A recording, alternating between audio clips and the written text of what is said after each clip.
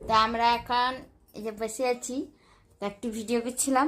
মামাম একটু ভিডিও করতে দিচ্ছে না, একটুও ঘুমায়নি, মানে ঘুমাচ্ছে তো উঠে পড়ছে। তা কি জানি তার কি হয়েছে।